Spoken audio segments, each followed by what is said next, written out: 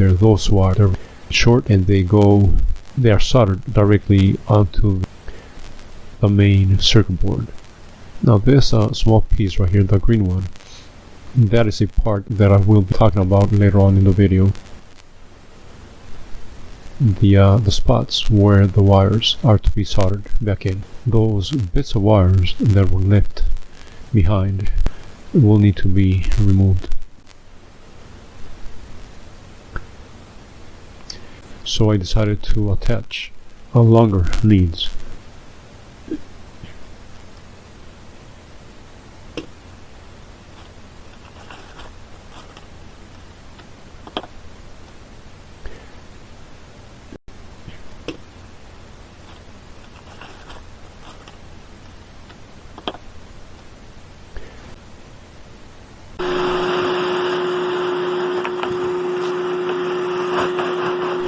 By this time I have finished soldering all 4 joints.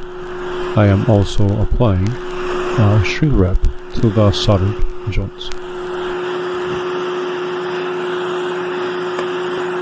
Having finished the extensions, the ends of the wires need to be attached to the circuit board. Here I will be removing the wires that were left behind. That's one out, and then we're going over to the second one here, and this process was performed on all 4 sections. Here I have attached or soldered in the wires from both sides. We still have the solder on there.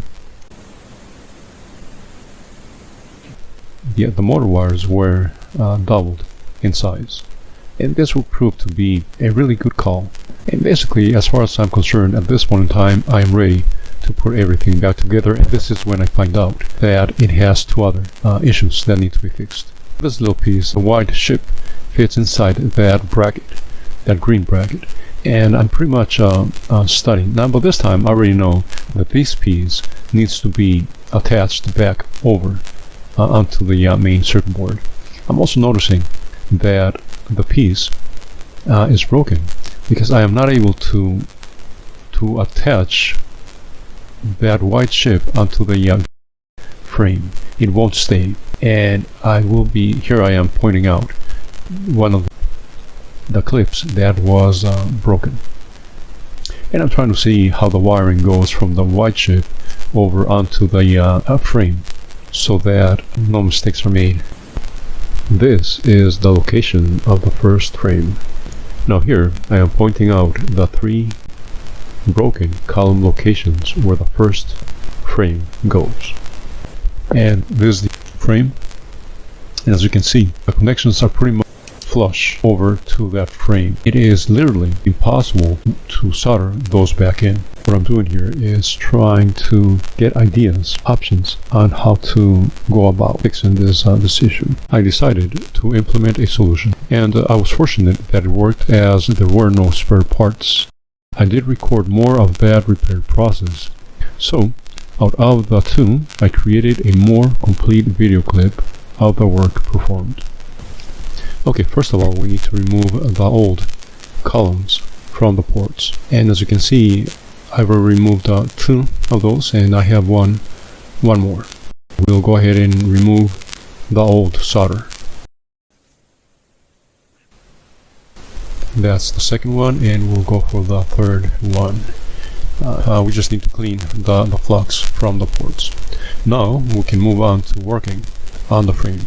On this drawing, the blue rectangle is the frame, the green line is the circuit board, and the red are the old columns. I made cuts into the front of the frame. This will allow for access into the frame. Once the traces are exposed, I will be able to solder new copper columns.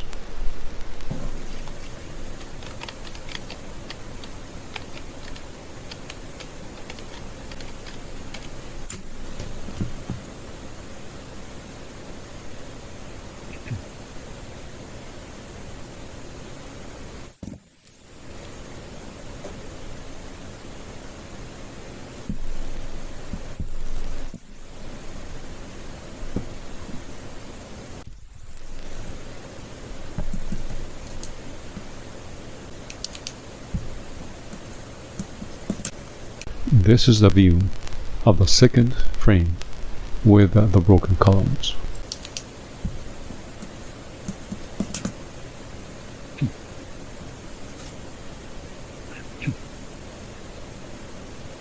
I have finished placing the columns on the frame. It doesn't look pretty, but they are on there strong. Okay, so the next step is to make an adaptation, because just soldering new columns will not fix the issue. Here, I'll show you. Come with me. In this drawing, over to the right, we have the gray rectangle. That is the frame. The red line, those are the three original columns. They go through 3 ports into the circuit board. The first adaptation that we made was to cut into the front of the frame to expose the traces. Next, we soldered the new columns. As you can see, the new columns do not align with the ports in the circuit board. This is where the second adaptation comes into place. We bent the 3 columns over to the right and then up so that they fit exactly through the ports. Here we have both frames. One of them has been soldered, clipped, and finished. This one has been fitted and it's ready. I am trying to get a good shot so that you can see the angle of the columns. Once again, it doesn't look pretty, but remember, this is under a magnifying glass. Our eyes are not able to see all that detail. It's going to be covered. The main thing here is that it has a solid connection.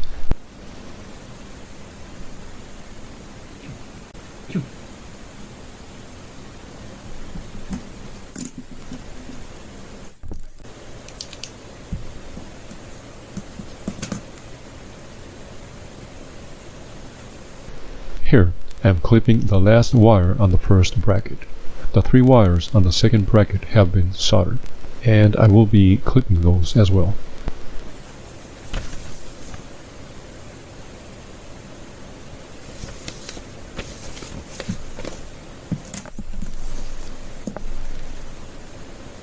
Modifying the motor wires in order for those wires to be longer and soldering them back onto the circuit board.